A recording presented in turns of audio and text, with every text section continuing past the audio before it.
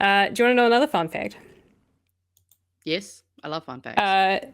It is likely that the Labour budget will not come out until the Labour budget, the alternative budget, will not come out till Nicola Willis's third budget, 2026. Okay.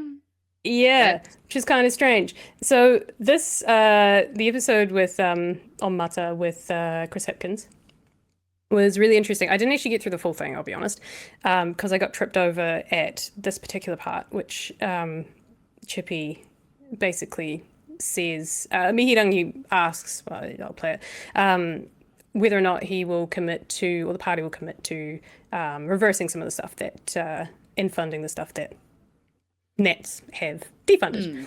And I'll play this a little bit and then I'll briefly go through some thoughts that I had that I ranted about on Blue Sky. Some of you may have seen it. Some of you agreed with it. And some of you are like, finally, she's coming to the dark side. No, that's not the right word. The good side. All right, let's see how loud this is. Hopefully it's not too bad. Return to power, would you commit to reversing that 750 million of targeted funding? We've said that we'll set out our alternative budget and our policy priorities before the election. One of the reasons it's hard to do that right now is the government's still got a whole nother budget to go. So we haven't yet got to the bottom of what they've cut in this year's budget, and they've still got another one to go. And so we've got to make sure that what we promise next time around, we've worked through the detail of it. We know that we can afford to do it. We know how much it will cost and so on. And costs can change between now and the next election as well. So okay. Lots to unpack there, guys. Okay. Dumb move, personally. I think waiting to the next budget is a very dumb move. Not only is it dumb, it's weak. Yes. Two, I get it from like we don't want to overpromise and underdeliver. Because that's what the National Party did to get votes, right? They said we're going to give cancer drugs, we're going to give you hospitals. Then hospital will get the $3 billion. We're going to fund it more than Labour had. Blah blah blah. They made all these promises. Get a bunch of money back. You like a bunch of money. Yeah, working for families. Yeah, you'll be better off under us. All this sort of bullshit. But so I kind of get that for not. They want to see as close as they can to like before they promise or put out their alternative budget. But this is kind of going back to what I was saying a couple of weeks ago. They don't need a perfect budget. Like perfect is the enemy of good. Done is better than perfect. There's no perfect budget that they can put out. But they can put out a vision and they can put out promises. They kind of are already, where they're saying, it's going to be jobs, homes, health, jobs, whatever it was, education. I don't know. They had three things that they were like, these are our three things. But they don't need to wait till the next budget to see that the books are fucked or where the situation is for the country to make those promises, because it's like what's her face? I need Pat's little soundboard, right? If we need the money, we'll find the money. Good old Judith Collins. Yes. Says the same thing of like, well, if the money needs to be, we'll find the money because the money needs to be found. Like, we'll spend the money because we need to. Housing, jobs, and health. Thank you. So let's just put it. So Labour don't need to wait to, like, I get what he's saying here. He's saying we can't commit to reversing that specifically or funding that 750 million or whatever. Because you don't want to be like, yeah, we'll do exactly the same, and then go, actually, there might be a better way to do this. But at the same time, if you need to put $3 billion into a hospital, commit to putting $3 billion into a hospital. Like, you're going to have to spend that. You're in government 3 years ago at that point, when the election comes around. You know what it's going to cost. You costed it yourself. It's going to probably cost more. But even if you say, well, the government's only putting $1 billion towards it, it needs at least $3 billion, just say we're going to put $3 billion towards it. There's no harm but if that's not your strategy, it kind of goes like, well, are you going to commit or not? And this is where I've started to see that he just doesn't have, he's not pushing the vision. And that's why I like the Greens. The Greens said, like, we've costed it out. We're going to invest in this. It's going to take 30 billion for this. We're going to invest this. We're going to tax this in order to find the revenue. those numbers won't be perfect, sure. But there was an energy and there's this like, yes, we need to invest. We know what needs to be done. If we were in government and we had power in this space and influence in this space, I guess, this is what we would do. And it's so good. I don't understand why Labour can't just, like, Chippie's just not giving it to me. It's weak as fuck, to be honest.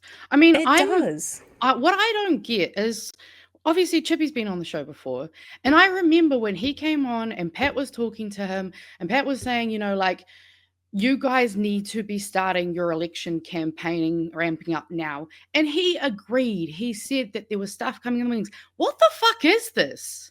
Like, I don't think, like, to be honest, you'll see some of the commentary that's going to be in our meme PDF tonight is around all of this.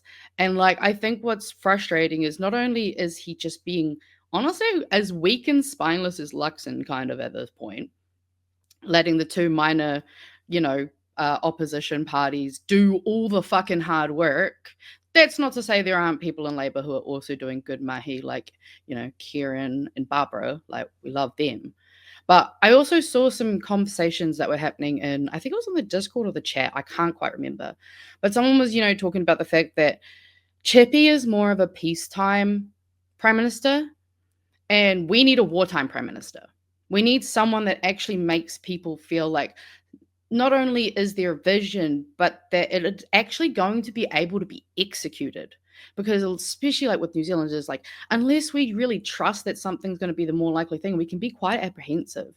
And like, they've even like, I remember in some of my like psychology studies and stuff, like they talked about leadership styles and control, and then like how certain types basically suit different eras of what's going on. Like when you've got times of prosperity and that, you don't need a wartime kind of type of person. You need someone who's going to be able to make the people feel like, oh yeah, we're going to build up, say, you know, our communities, our social housing and all those types of things. But then when you've got the scarcity, it's people like, you know, we need someone more like Kieran or Barbara, like someone who's got the bite to actually just be brave, be bold, because at this point, I think riding the line is kind of just giving stuff away to the other side, because at this point, we're watching them. Like, if this RSB somehow gets through, and there is a fucking chance it can, they will have absolutely decimated the constitutional framework of this country. Like, that's not little shit. That's not like, oh, here's this policy that might hurt a few people. This is a policy that, unless like reversed, will have so much damage on pretty much everywhere in every sector of life. Like, it is not really a time where we can be like, oh yeah, it's fine, let's just keep letting capitalism completely fuck us over while we're all struggling. Like, we've all seen the price of a block of butter at the moment. Like, toffee pops are $5 fucking 50 a packet. They're not that good. Like, to me, this is the signs of almost how bad things are as well. Like, what the fuck? Oh, like, trying to do shopping budgets every week, like, especially because, you know, unemployed. I can manage to stretch a budget like with some magic, but it's fucking hard. And I have to put it like a lot of effort, often having to go to multiple stores in different like parts of Wellington to even just get basics. And it's just insane that like he thinks that this is going to be enough. Like, I don't think it's acceptable to say, oh, you know, we're not ready, we're just going to wait. It's like, you know, I think some people are like, oh, they're worried that National might steal some of their ideas. So fucking what? If stealing some of your ideas from your campaign is enough to make those people not want to vote for you anymore, they probably were pretty weak on you to begin with. So, like, we actually need transformative change, like Auntie Debbie was talking about. Like, it is bullshit that we have 3 members of Te Pāti Māori suspended the way that they are going to be suspended, even though they're fucking edging us and jerking us around with that bullshit too. Like, it is, like, it's actually shameful what they're doing and the way they're basically walking all over Te Tiriti and Māori, and not just Māori, fucking most minorities, especially disabled people at the moment. Like, it is just unacceptable. And he just needs to either nut the fuck up or hand over the reins to someone who can actually, like, lead transformative change, because to not have a budget right now is just unacceptable. Like, if you're gearing up for your elections, where is it? You're not really doing a lot in terms, like, yeah, their meme pages, love them, they're great, but in terms of a lot of the messaging that they're getting out, like, other than, I guess, individual MPs in Labour where I see them really pushing, like, oh, I've just blanked on his name, we had him on from Christchurch, Duncan, yeah, like, you know, Dunkel. I see him doing a lot of good work in terms of, like, really pushing stuff on his social medias. You know, Kieran and Barbara, they're really good as well. I think there's a couple others, their names are escaping me right now. But Chippie's just absolutely getting reamed. And I mean, it's not good for Labour. And I mean, if they don't roll him, like, I just... Well, that's the thing, is that it like, okay, there's lots of comments here, and like, I was in the same, I was getting accosted by the chat a few months ago because I was saying, no, it's like, he's going for the centre, he's going to try and get the swing voters, like, his job is to try and, you know, get people over, like, it won't be that hard, keep fucking up. But, and we'll talk about this later because there's kind of another video that kind of comes back around, and like what you're saying about, like, people just kind of zone out and get a bit frustrated, and we're a different system. But anyways, we'll get to that when we get to that. Melbourne Kiwi, love you. Yes, kind of. It's hard. I do feel like when I had the stance of, like, we need to show a united front, and by shitting on Labour, those people who are swingers, they're not gonna vote for Labour because they go, well, I mean, not even the lefties like Labour, and they just see Labour as the left party. They don't see them as that centre left anymore. They just go, oh, they're so progressive, capital gains tax, fucking Jacinda, blah, blah, blah. Social progressive, blah, blah, blah, social policy. I mean, I Like, would agree with that if Chippie wasn't constantly shitting on the Greens and Te Pāti Māori and everything he's doing. Like, yeah, I would be totally like, yeah, let's try to. And that's the thing, is we've seen the Greens and Te Pāti Māori take the high road and not end up, you know, basically taking bullshit for no fucking reason that's not going to help anyone. Like, yeah, I'm going to give him shit because I'm sorry, but not only did he fail us at the last election because he wasn't, like, strong enough and he didn't really push some of the things like capital fucking gains tax. Like, that's what lost him. Like, being weak is kind of what lost it for him last time, and it's definitely going to fucking lose it for him this time. And I don't want Labour to lose. I want them to be able to win because I want there to be a Labour, Greens, TPM coalition. That is my ideal government. But I don't know what the fuck he's up to. He's giving so many mixed messages. 1 minute he's coming on here and saying all these great things, and we're like, that's awesome, that's great. But then with the you way see he's fire in him. yeah, You see a and little I bit more just fire and gusto to him. And even though he's kind of that even-keeled, chatty, you know, casual, but he still has that kind of fire to him. It's almost like he, like, I kind of get it, but he tailors himself to the audience. He's a different guy on Breakfast than he is when he comes onto the show. And I understand that a little bit, but his consistency is the issue. You know, he'll come on here and he says, yeah, we totally we work really well with the, I don't know if it's him, but, you know, the Greens, and we work with Te Pāti Māori. Like, we do cross and talk to the parties, and we're kind of, like, you know, in conversation with each other, and we're all kind of on the same page. And then he goes on something like Breakfast, or he does a stand-up, and then he says, you know, Tamitha Paul's an idiot for trying to defund the police, when that's not what she said. But, like, it's... And that's an easy one that he could have... And then he goes to, you know, the Greens budget. That's unrealistic, or whatever it was he said. And it's like, you didn't need to say that. yeah. You just needed to say... I've seen it. Like, it's really interesting. There's some really good policies in there. We would probably do some things differently. That's all you need to say. And that is supporting the left. That is supporting your side of the aisle. Exactly. Yeah. There was no need to there was ways say...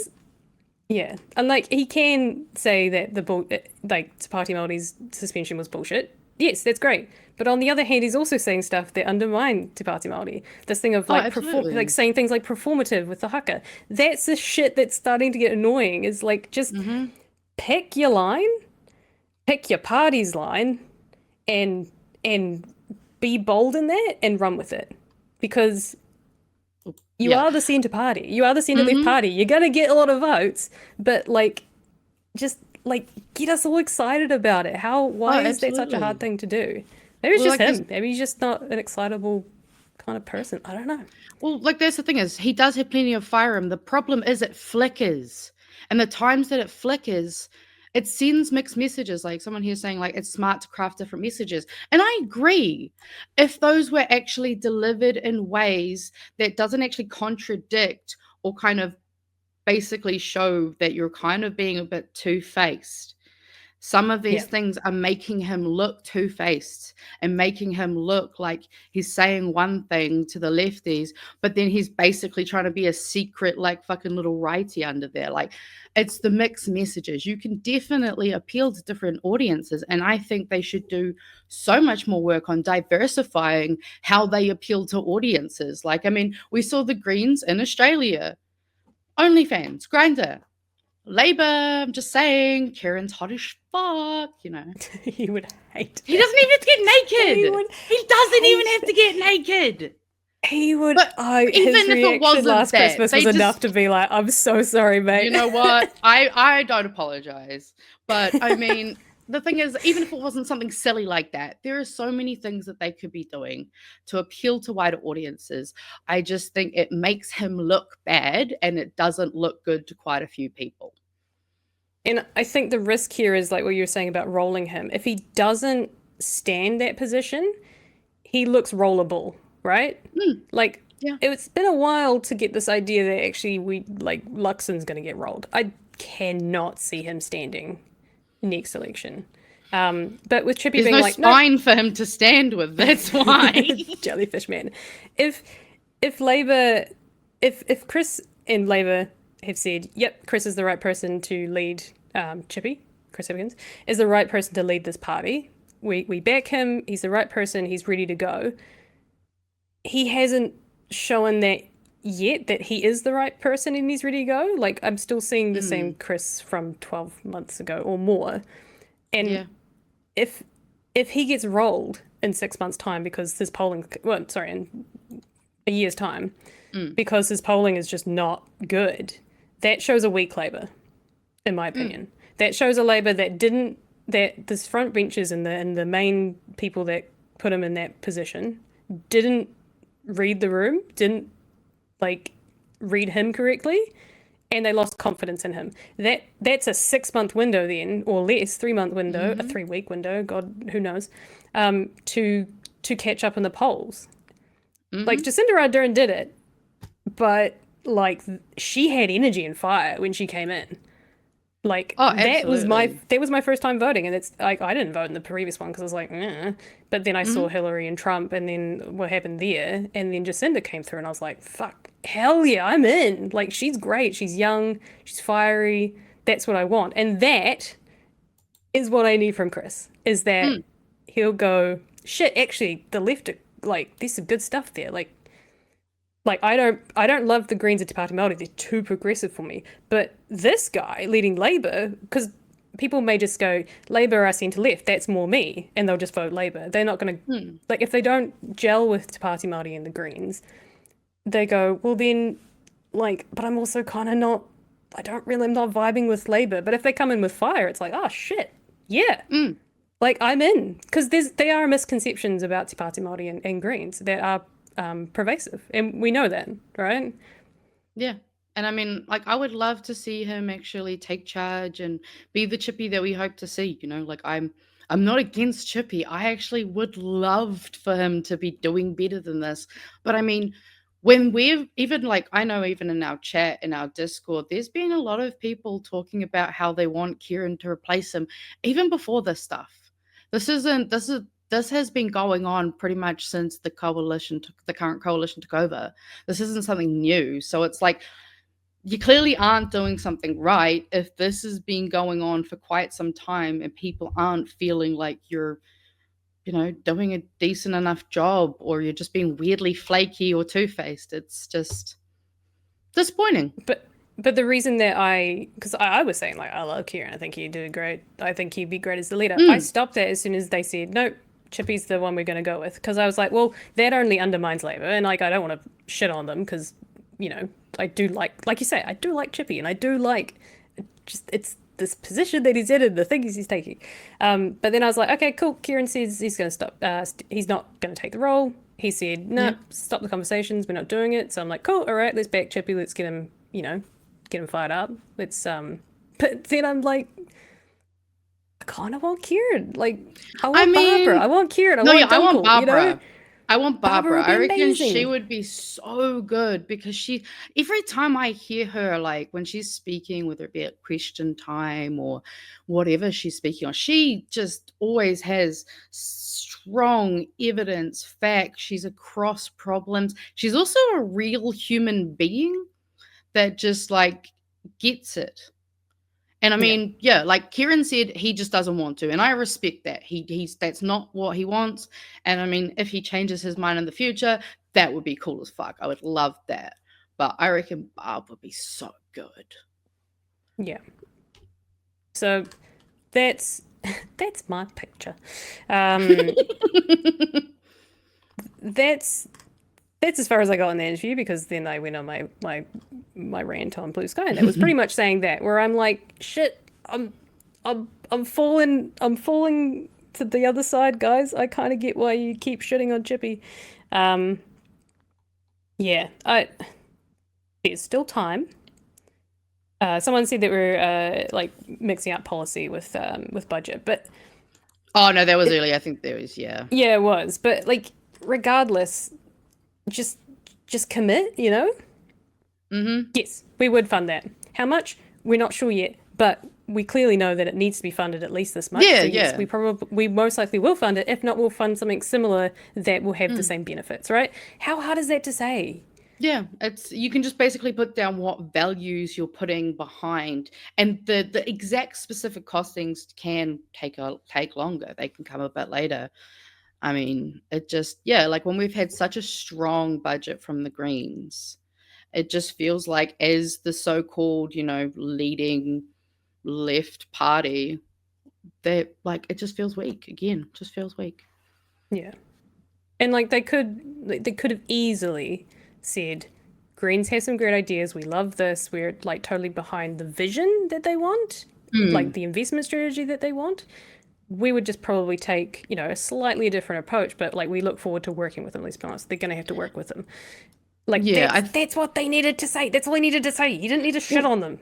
Exactly, because that's actually the other part of it too. That is that, like, it's more about giving people time to talk about it. Like how, like we've been talking about the Greens budget a lot. It's a topic of conversation, and we've talked before about the fact that familiarity often means that people, from a psychological perspective, view something more positively. So the longer it is in front of people, the more that they can look at it, talk about it, even if it's to, make jokes, shit on it. Sometimes, bad publicity's, doesn't matter. It's good for you. But like having it in front of people so that we can kind of see, and even if they were like, oh, we're not ready to give all of it, but here's like a little bit of a taster, give us something and be like, this is kind of like something to look forward to hold on to. Because when we're having week after week just be bad news, people need hope. People need something to cling on to, and having Labour show some of those values that they will put in and put money behind would be really, really good for the people. Yeah. I think that's where I'm at with Labour. Thankfully, we do have a MMP system, so if you are not vibing with Labour, you can always vibe with the other two parties. But we do, like, it's a numbers game, right? We do risk that instead of voting for your local Labour MP, which, it's probably, in my opinion, if your Labour MP is strong, or you've got Nats and your Labour MP are pretty even, I wouldn't vote for the Green one because you're basically giving it to the National. Like, it's a numbers game sometimes. You have to play that for awkward sure. game. Unless you're just like, nah, fuck that guy. That guy sucked. And sometimes, like Chloe, Green steamroll and get the seat. Like, it is possible, but like, sometimes you kind of want to play the numbers game. But when it comes to the party vote, like, a vote for the Greens is a vote for Labour. It just gives the Greens more power in that regard. So we are in a different system to America's, two-party system. But it like if they don't get people excited to vote, there is a very good chance that there's a bunch of people that won't vote. They won't even vote for the progressive lefties, and ACT and National and New Zealand First can do it again. Especially with the David Seymour effect. The ACT Party is gaining, and they're gaining a lot of national voters. Mm-hmm. So I'm pretty confident that's happening. I'm sure it will be. So yeah, that's where I'm at. Yeah, I mean, there's a lot of things that are just frustrating, but I mean, I would just like to see more unity amongst the three, okay, no, I'm going to be fucking straightforward. I want to see Labour actually seem like they're in that kind of group, because Greens and TPM, we've seen them working together. Like, we see them and they have a strong presence, especially in terms on a community level. I mean, even when we think back to the Hikoi at Parliament, that morning, Hannah was one of the Hikoi runners, and then came, and was flying in between, and then ripped the bill. The same day she ripped the bill, she was doing the Hikoi earlier that morning. Like, they're on the ground. And like, one other thing I realized, there's only 6 TPM members, and they do a lot of fucking work with 6 people. So what the fuck are the other ones doing? They got so many more people.